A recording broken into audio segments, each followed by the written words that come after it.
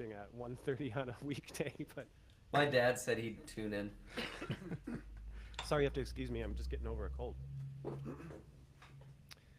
we're fashionably late, but I think we got the kinks worked out. How we doing, Johnny? Wonderful. You sound great. Thank You you. do sound really nice. That Thank you. Right back at you, both of you. Radio voice. We were just talking about Nosferatu because of my shirt. I was giving Brady the pitch on why I love the new Nosferatu. And lay it on me. Uh, well, I was just telling him it's a blend of like all the old Nosferatus, like the F.W. Murnau one with Max Schreck from like I think it was the 20s or 29 maybe, the silent film. Have you seen it? No.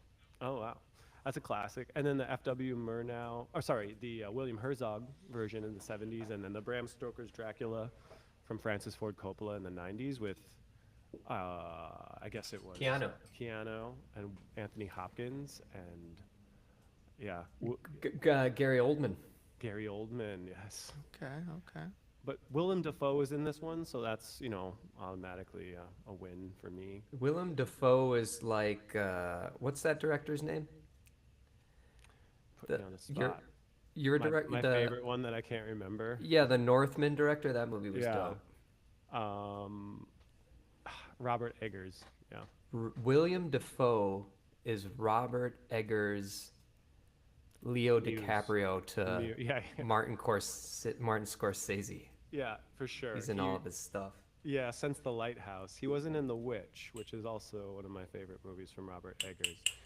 But Robert Eggers is supposedly working on a werewolf movie now called Werewolf, so I'm excited for that.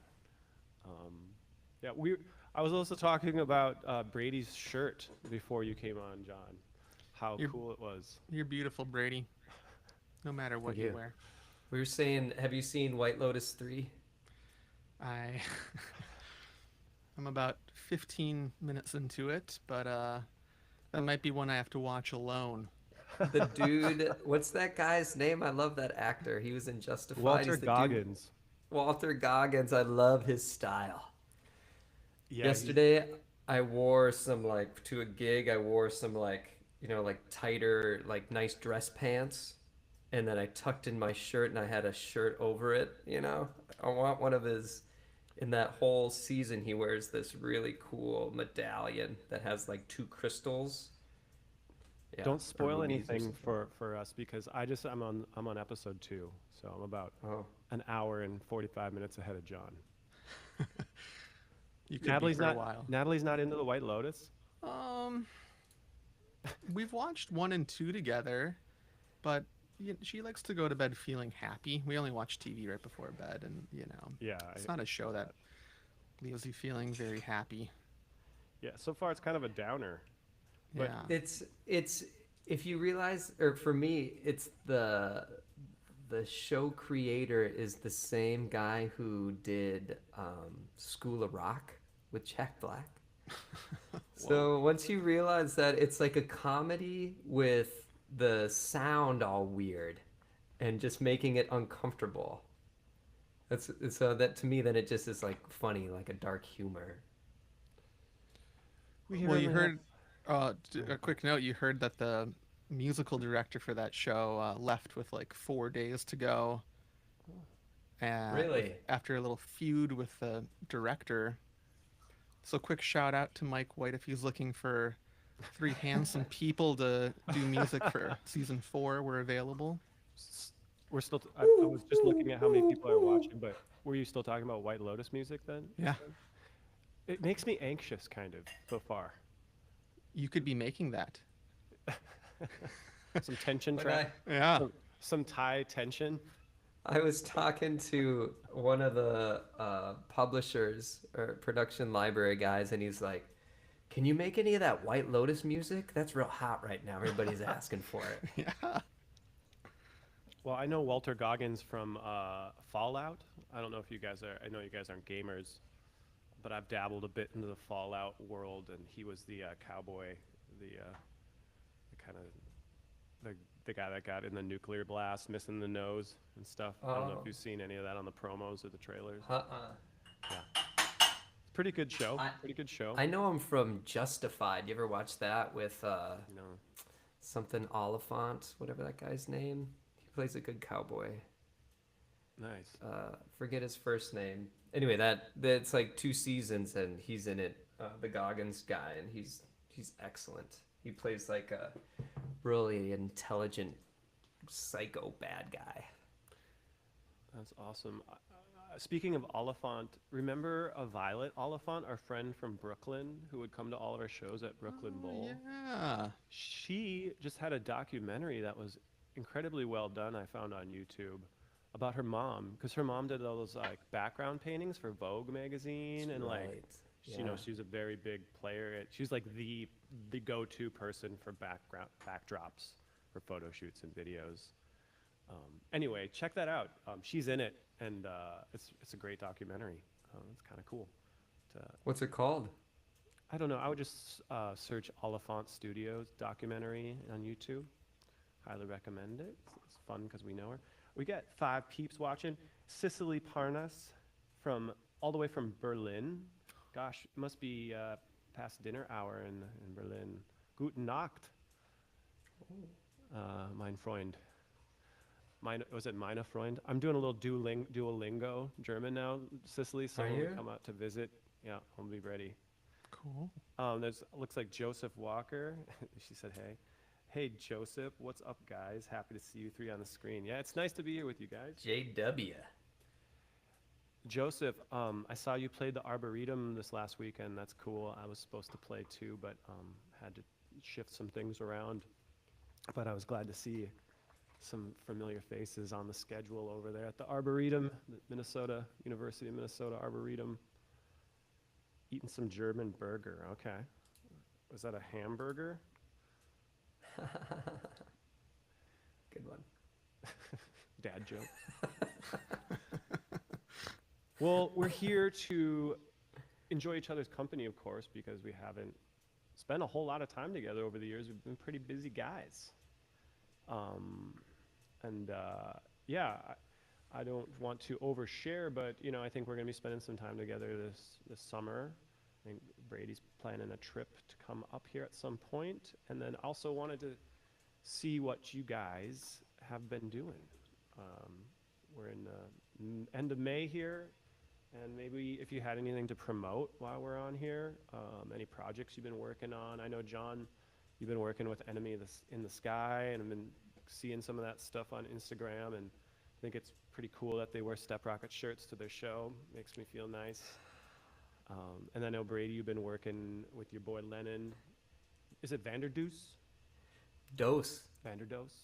Yeah, and they got some cool tracks out and doing some gigs, and yeah, I'd like to maybe start with John. Tell us what you've been working on, and then I'll wrap it up, and we can talk about what we're doing here with the band. Professionally or outside of my profession? You know, whatever you feel like sharing. Well, professionally, been managing a recording studio for the last 5+ years or so. And that's where you are now. Currently, but not for long, as I've been building my own Dreambox recording studio, Oh. coming summer 2025. Everyone be on the lookout. Oh yeah. I'll make my one social media post of the year, so that will be a big deal. Nice. And yeah, I'm very excited about it. Very excited to have both of you in there and other people and continue working. Where's it with going to be? Northeast Minneapolis, right along the river in Marshall Street, where there are currently about 15 other recording studios. Just Are you wanted to gonna- join in on the fun. Are you going to start your own Instagram page and social media account?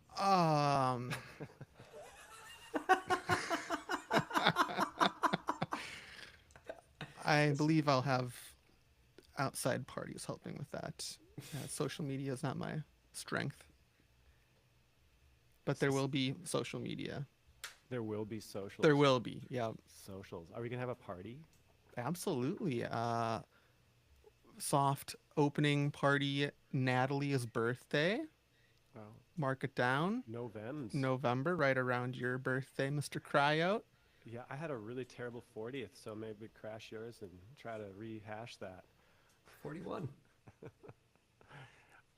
Cicely says Dreambox is a great name. I agree. Thank you. How do I get it on the chat? Yeah, I had to click it a couple times. The YouTube chat? Or are we talking? Yeah, it pops up on the right. Oh, I want does to it? see everybody's witty comments and Oh, whatnot. wow. So I don't have to be like a Nuh-uh. boomer, like looking at my YouTube. on No, my yeah. phone? You can Okay, click that's and nice. click That's a and nice go. feature. It took me like an hour to get this thing hooked up last night, so I'm glad it's working. Riverside. You did good. Yeah, good Cool, job. that's cool, Johnny. How about Enemy in the Sky? Are they playing some gigs? Are they wrapping up an album? Or And what did you Uh, do with that project, John? Well, What did you great do, John? questions all around. Wow, I'm just feel very honored right now. I see you. For those who don't know, Enemy in the Sky is a Rochester-based synth pop group. Synth pop, kind of like our group, and they're a duo.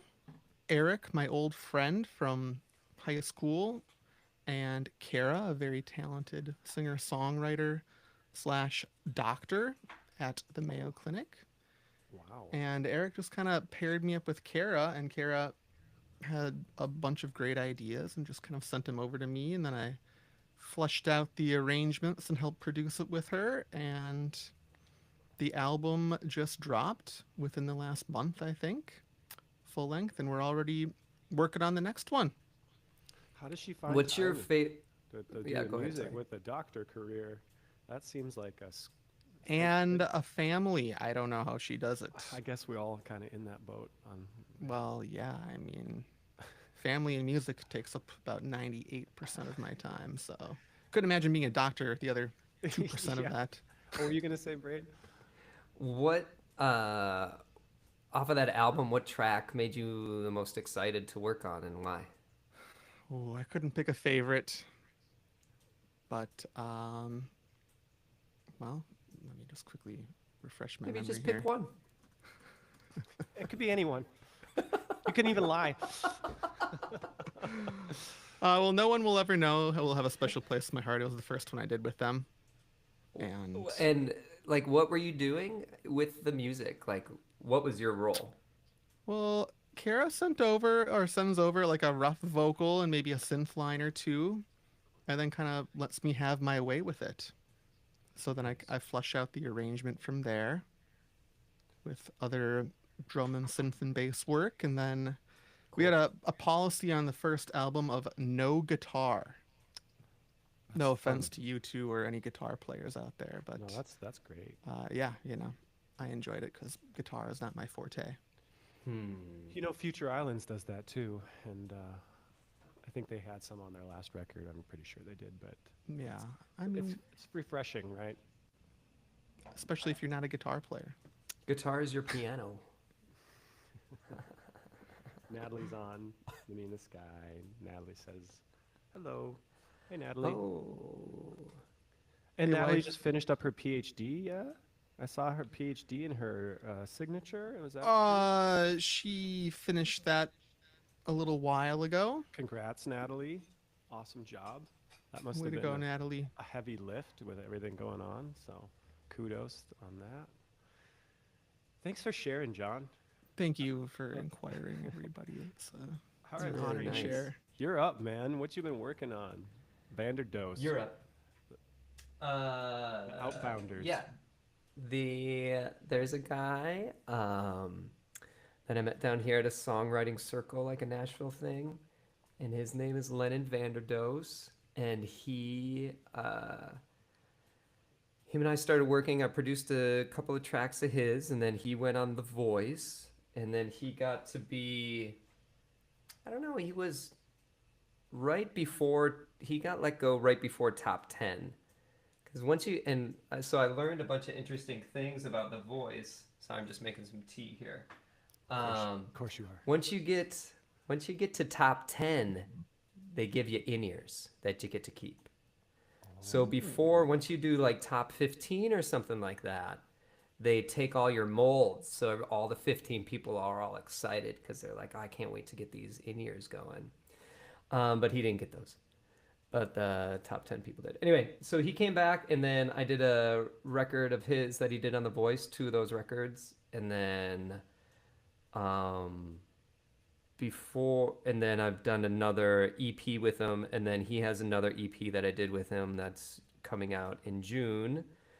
And then before the voice stuff happened, him and I both wrote 4 songs each, so we have an 8 song, well, 9 EP coming out probably in the fall, and um, so yeah, so I'm actually really excited. That the record sounds really great.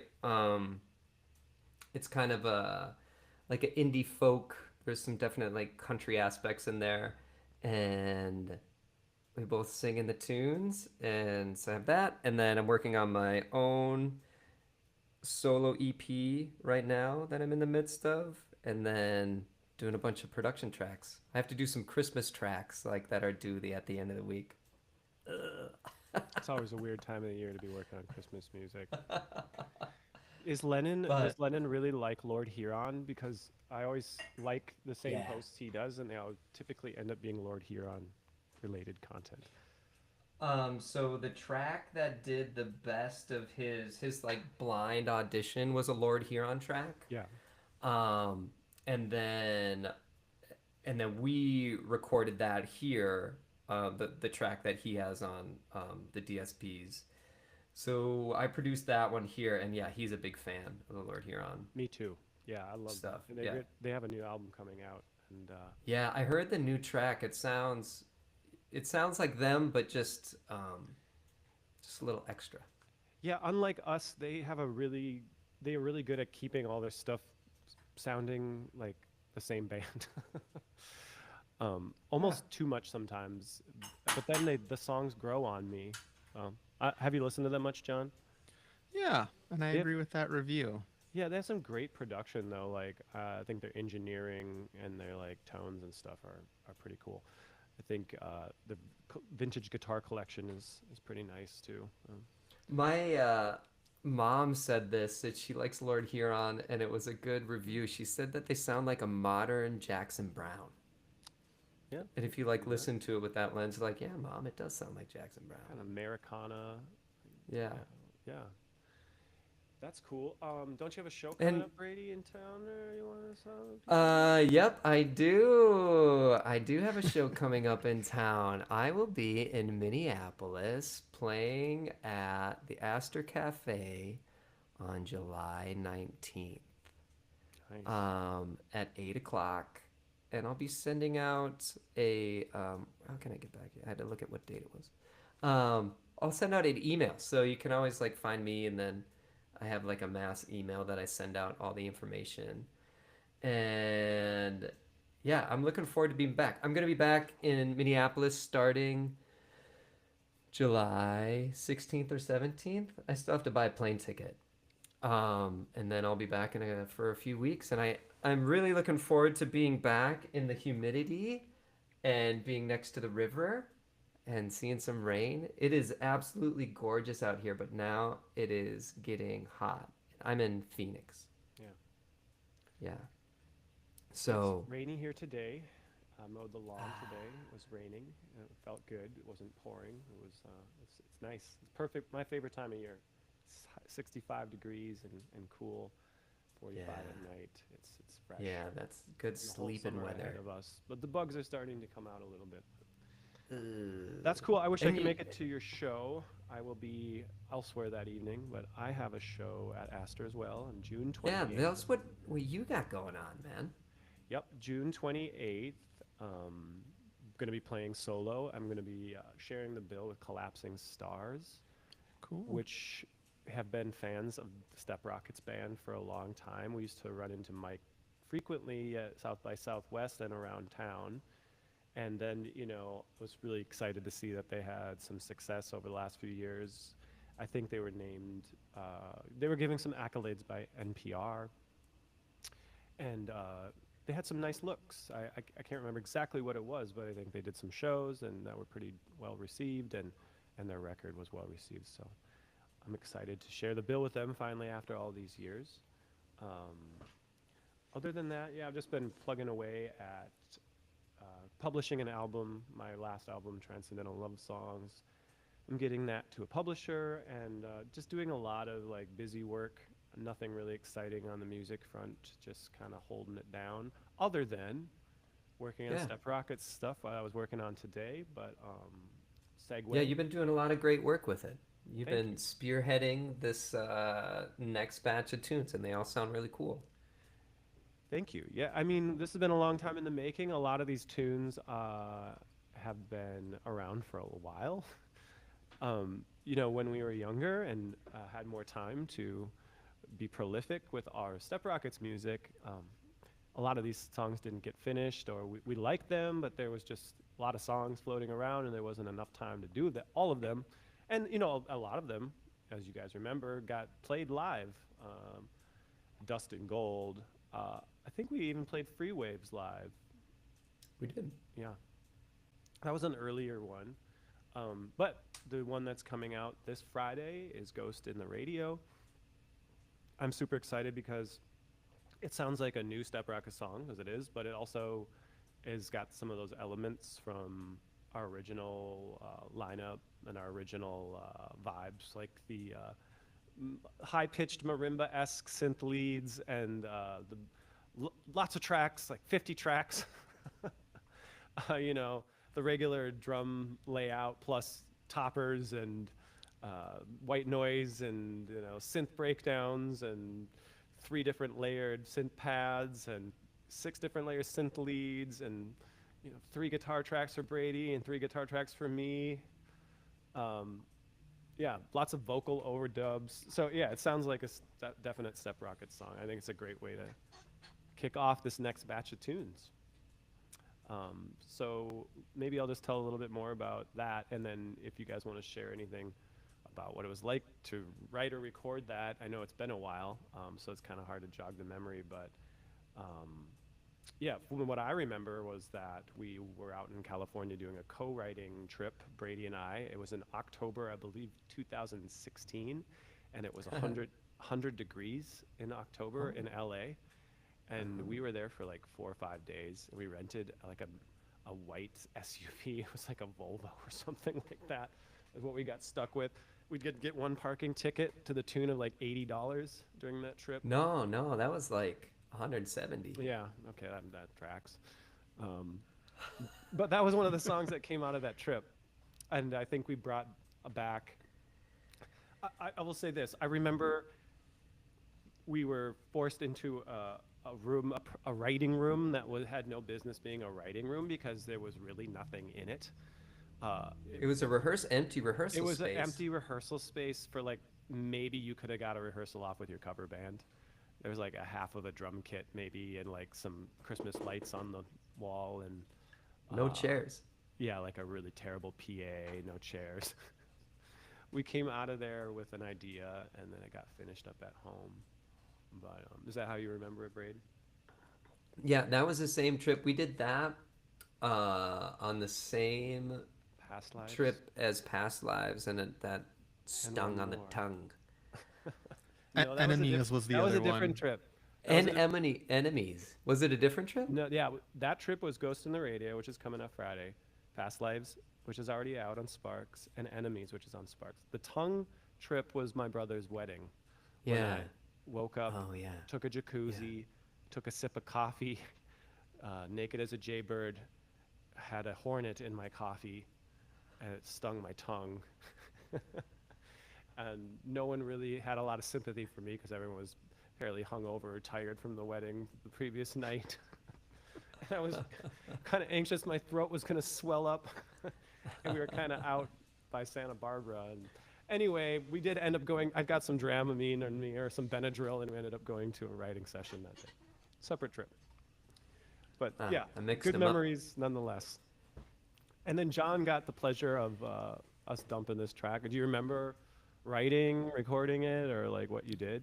Actually, stuff? I do, because I had a social media post for it. Speaking of my Oh, infrequent social media posting, wow. there actually is documentation of me tracking drums for this. I had to pull it up really quickly. July 18th, 2019, drums were tracked. And here we are 6 years Hey. later. Almost. Yeah, I believe they were tracked at River Rock Studios, I right checked down the road from Uh-huh. You know, all the other studios in Northeast. That And tracks. yeah, I don't remember a whole lot more other than I made a post for it, which is very notable. That's a great sounding studio. I think we recorded on SSL, if I remember correctly. Mm-hmm. Mm-hmm. Was that the same time, or that must have been after we recorded some other songs there? Did we record Limbo Drum? No, that I was a think different I song. only tracked one song there, and that was the one. And I had no recollection of what I played or anything until you know, brought the song back to life, and I was like, "Whoa, okay, we did that." So, what's on the song now? Are those the original drums you did in 2019, or did you retrack them? I believe they're OG. Yeah, yeah, that was a lot of dusting off and kind of sifting through stuff. So we're excited to share it. Go pre-save it if you haven't already.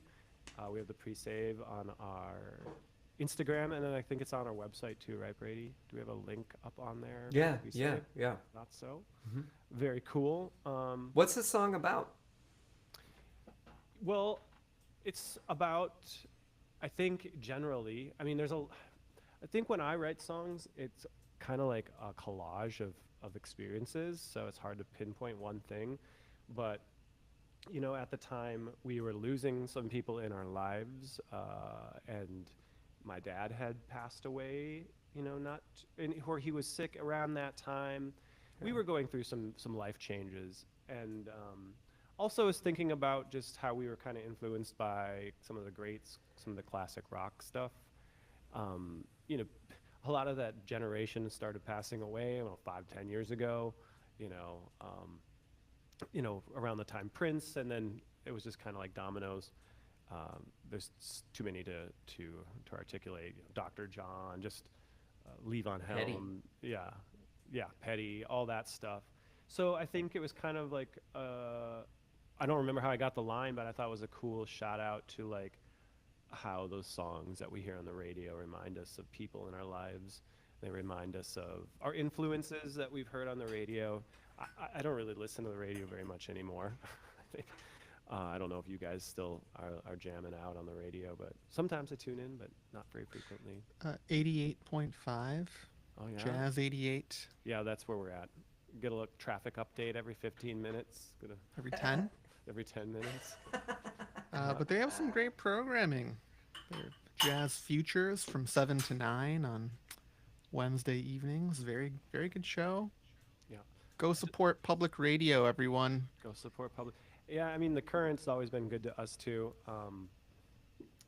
and we'd love to send them this song. But yeah, as long as we're shouting out to public radio, I guess we throw them in the mix too. I don't think they'll be playing the song on 88.5 Ghost in the Radio, but maybe someday there'll be a jazz version or something. Uh, What a fine idea. so Submix. Get back in there. yeah, that would be on you, Brady. That'd be your. Maybe John could drum on that one, a little smooth jazz version. I actually lost my voice last Friday, so I had to do an hour of smooth jazz at my gig. On your Um, guitar? yeah, well, you know, that was what I had to work with, and I wasn't going to leave early. So, Man, I played this cocktail party and everybody came in for cocktails. It was all busy and it was this private party. And so I start playing just little, little upbeat stuff. And the owner of the party came over. She's like, Brady, I want it chill like John Mayer. It's like, oh, okay. too excited there, huh, Braid? Yeah, I got a little excited. How dare you played get some- upbeat? Yeah. That's usually the opposite. It's usually Played some George Ezra, it's too much. Oh, John Mayer even only. that was too much. Yeah, it's too George Ezra. Wow, that must have been. Yeah, usually it's the other way around. Usually it's like no slow songs. Mm-hmm. We want to dance. Well, I'm playing an acoustic Dance. guitar, so Yeah. You got anything with a good beat on that guitar, Josh? yeah, yeah. No, I don't.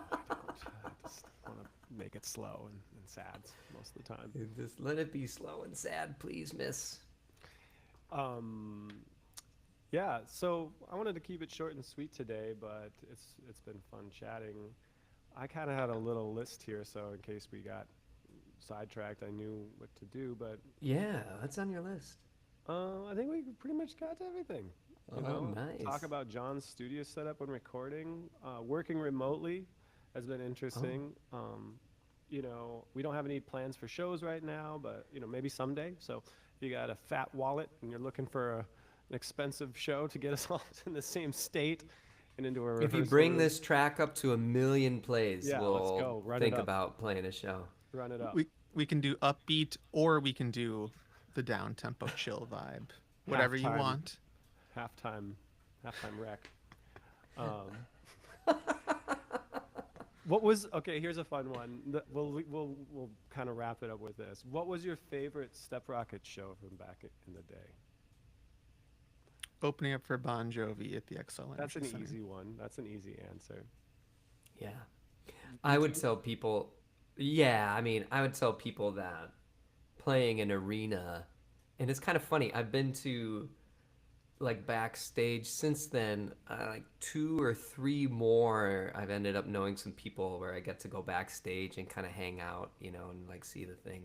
But I've only You played just it the at one what, time. at an Alabama show or something? Yeah, I was at Alabama. I got invited by the light guy, and he saw me play at a show, and he's like, "Man, maybe we can get you up there and play." I'm like, "Oh, all right, yeah." And then he didn't. It was the first show, and it was not. He's like, "You can just hang out here." Did you have to And schlep all your shit over to the No, arena? I just got my guitar, and then I kind of like parked with the buses, and it's kind of fun. The Alabama guys, they have a ton of hits, and the one of the main dudes, I think it's a bass player, his son like always had loved trucks and semis. So now his son drives the Alabama semi. They own a semi, and then he's got Alabama on the side. And yeah, the lighting guy was funny, man. He would just have that vape pen, and he would just suck on that thing, and then he'd like put up a screen. you know? But it did make me think about playing the arena show. And yeah, Bon Jovi arena show. I've never had a show like that. There's a couple other ones that I really like, but that one, because ever since I was a little kid, like that's the apex of what I had seen and what I'd always wanted to do was play an arena. And I don't think I've ever been as jacked like with adrenaline Oh yeah, from that one. I was just jacked. I was so hyped. And we had nervous to remember we had to wait in the all day long. all day long in The the referee- referee's the locker referee room, and it was room, all yeah. cold. No Um, catering except we had to go to the lunch hall or whatever they had. Yeah, and I remember we went to catering, and then there was this old manager guy, and he's like, "I'm the guy who picked you," and we're like, "Oh wow, thanks very much." He's like, "You better not fuck it up." I just remember. I seeing I that. remembered him saying, "You want some advice for the show?" Oh, was that it? And we're like, "Yeah, sure." And he's like, "Don't suck."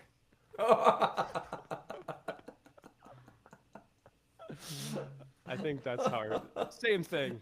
Same Same thing. thrust. You remember when we played Summerfest and we got yelled at by that guy because we didn't play long enough? Oh yeah. We're like, we don't have any more songs. We don't have it. And then I was like all nervous and I was like, "John, I can't get yelled at by this guy. You got to get yelled at by." And John went in there and he like went into his office and then this guy was just like, "Yeah, I need 20 minutes." And he's yelling at him. Well, our contract was for like 45, and he wanted us to play an hour and 15 or something. It's like, Yeah. bro, I can't. We don't have that. We don't have that ready. And there's like 2,500 people out there. Yeah. They're not gonna wing it on a festival stage and like. We all wanted to catch Smash Mouth at a different stage anyway, so we needed to That's wrap it up right. quickly. By we, you mean you. Just kidding. We still stay in touch with Ron Zeppo from time to time, that Smash Mouth manager, which is pretty cool. But my favorite show, I mean, not the show, but my favorite like show experience was Firefly for sure. The show wasn't as great, but the hang was fun, and that was like the biggest party weekend of our lives. And I remember being on stage with Young the Giant during their last encore or whatever, and then getting up on stage and getting a picture in like Spin magazine or whatever it was when we were, Yeah. totally crashing their party. The other one would be that. What was the name, if you remember, that one that we did in like Ohio? We did for Denny with my brother's manager at the time, and we played with Barnes Courtney on that small stage, and Jacob played, and then like yeah. Yeah, it wasn't Gary Warm Clark Fest. Jr. was playing that night. We got Yeah. to see him from the side of the stage. Yeah. Warm Fest, right? I think you are Warm right. Fest. No, No? Warm Fest that got was Indiana. canceled. Warm Fest was Yeah. Indiana. I do remember. Wasn't it like Elevate or something like that? Elevation Group put it on, and it was in somewhere in Ohio. I want to say Columbus, maybe. I can't remember. It was fun though, because my brother was there, and we all got to play together and hang out all day, and Yeah, that was cool. got the full experience. But I got to have when we had catering, I was like right next to the second guitar player for Gary Clark Jr. he And that he's guy- a cool-looking guy.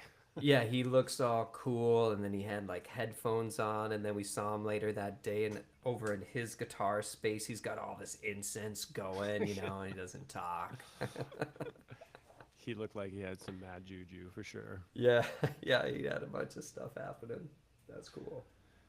Well, it's fun. We'll save some for the next one if we want to try to do this again. We're gonna have tracks coming out all year. I think we're shooting for 12, but we're gonna start with one. We're gonna start with one on Friday. See how it goes. So pre-save if you haven't already, and yeah, we're gonna have this full-length episode living on YouTube, and maybe we'll cut a few clips to put on the old social media on the Dreambox. Put it on the Dreambox page. DBSM. Maybe we call this the Dreambox podcast. DBP Pod. DB Pod. Thank you for the promotion and for having me. Thank you for building us a studio. John, your voice sounds so great. Sounds like you got a nice compressor on there. Do you got a cloud lifter on there? No, can you believe that? Wow. Wow. So You got it don't need- cranked on the Universal Audio? Or Yeah, what? I'm going through. You want to know my chain? Yeah. What's Yeah, the what's your chain? chain? Yep, I'm going into a Universal Audio. We've got a Neve 1084 for my preamp light EQ into an 1176 compressor, the AE model, Oh, okay. some light compression, It's the SM7. some 7 classic podcasting microphone here. Using some. What were we using for the cable there? We're using some Monoprice or what? Of course not. I don't know, some nondescript cable. Brady, you have a nice looking mic there. What's you got? Is that a warm audio? I got a Warm Audio 251. The baby bottle, Bach. milk bottle, cream. I'm rolling into UAD. What do I have, Johnny? I have a VT 737 preamp and compressor on it. Avalon Yeah, that's it. tube. And a touch It's a tube of compressor. herb. I got a touch of herb in mine. I have a Heisman Yeah, what do you got? U47 clone going through a little Neve 88 RS preamp. Oh. I'm not a big fan of this microphone. It's I like okay. how red it is. It's nice color. It sounds fine. It's just it gets a little harsh on the sibilants. I've noticed like my chus and tis and all the t's and stuff. It's hard to kind of get those calmed down in the mix, but it does have a nice saturation, nice. What do you gain use for your structure. de-esser? You know, I used to use just like the regular like Ableton stock de-esser, but now I've been using the Neve, the Nectar, the Breakout plugin. That's just that because you just throw it up and you just turn it Yeah. down and it's done. You don't have to Yeah. like mess with it very much to get it to work. But yeah, I like going fast. I like going moving fast and taking chances. I'd love to answer a question from the audience here about my favorite vocal microphone. Oh Cicely, yeah. thank you for a nice technical question. It depends on the singer, in my opinion. Answer, no answer. But I've really been enjoying the Vanguard V13 tube microphone, as well as the Where'd you get that? Lawton Audio Atlantis, which is another great microphone. Do you have those microphones? I do. Can we see them? Not right now. Okay. Oh, they're those not look on me. cool. I don't believe you until I see them, but we'll just go with that for now. You'll just have to come to Dreambox Recording Studio, Okay. opening summer 2025. Awesome. My favorite is the Neumann U87. Tried and Yeah, true. That's the from Ivor. Atlantis is a kind of replica of that, but then Yeah. you can also kind of warm it up. It's supposed to emulate a 47, 67, 87, depending on where you have it on switched.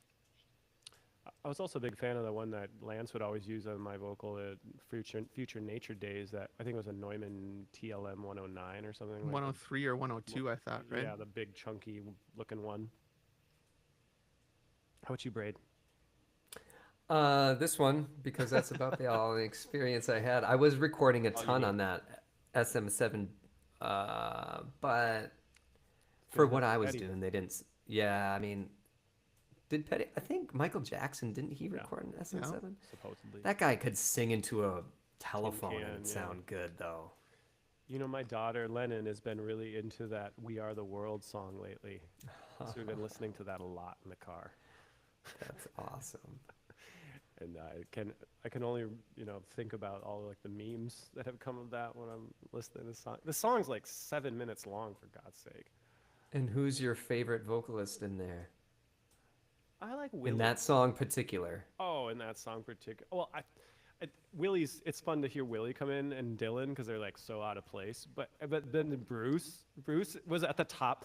Bruce was at the height of his powers at that time, and his rasp is just he's just so intense. It's ridiculous how out of place each one is from each other. You know. Did you watch a documentary on it? No, I've seen clips though about like Waylon Jennings like not wanting to be a part of it, and then like Stevie Wonder wanted to put a bunch of Swahili like singers on there, but like that part of Africa that they were raising money for didn't speak Swahili, so it was like a big fight. There's a big fight in the studio about that. There was like it. Sorry, go ahead. Oh, I was just gonna say that was like the Mama Say, Mama Sama, Mamakusa period. You know, like the. Lionel Richie, Michael everyone was doing that thing, you know. Lionel Richie was at the writing session for that at Michael Jackson's house, and he said he was like sitting down, and all of a sudden he heard like a. He's like, "What is that?" And then he looked around. There was a big snake like right by his head, and then Michael was like, "Oh, he got out of his cage," you know? And then Richie was out of there. That's how you know when you're grounded in reality, you know, when you just have giant anacondas hanging out in your studio. Yeah. What was that Lionel Richie record that he was probably doing at that same time? Party Forever. Oh, I wouldn't know. I'm not well versed on his catalog. It was If his Joseph Walker is still on board, he should be able to field that one. Lionel Richie, it was, you know it. It's his biggest song. Biggest hit was All Night Long. Yeah. All I think about is Fifth Element. Remember that? When he's singing that song? Was Lionel Richie in Fifth Element? No. Oh, no. Chris Tucker was singing it? Chris Tucker, yeah. That makes sense. Okay. I think we've covered a lot of ground here today. Good job, everybody. Nice work, gentlemen. We did it. Covered a lot of ground. It was fun Thanks, chatting. everybody, or anybody that It's good to see some watched friends. us live here, and everybody in the future that will see the recording, everybody in the future that will be looking at the past. Yes. Isn't And that don't interesting? forget to pre-save our tune. It helps us out a lot. And Yeah. we're looking forward to having some new music out this week. And yeah, we'll see you when we're looking at you.